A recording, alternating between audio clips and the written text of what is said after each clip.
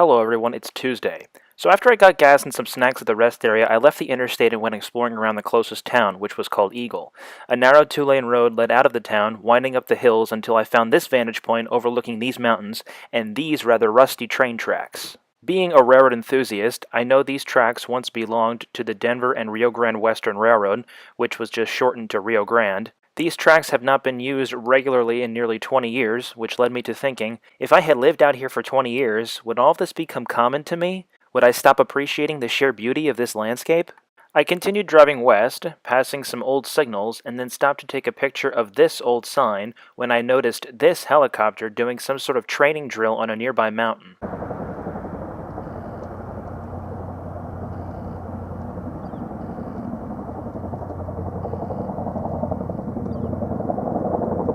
I rejoined the interstate, driving through more mountains, tunnels, and admiring the sun on the mountains behind me since I was driving into the sun. As I wound my way through the canyons, the sun would hit different mountains in front of me, such as this one, which towered rather high. Shortly afterward, I finally reached my exit. I then headed south through a residential area before leaving town and continuing through an extremely desolate area, which was when I started thinking about my first trip out west to the Grand Canyon over 10 years ago. I pulled off the road to admire the far mountains, thinking about all those people in the world who don't have the privilege or the resources to travel. Some of us who don't travel as much may not get to see some places like this, and while traveling isn't everybody's cup of tea, it certainly expands your horizons. I'm watching a prairie dog run through the grass. Distraction. Then there are those of us who may want to travel, but it's not a financially accessible thing to do, which is extremely unfortunate.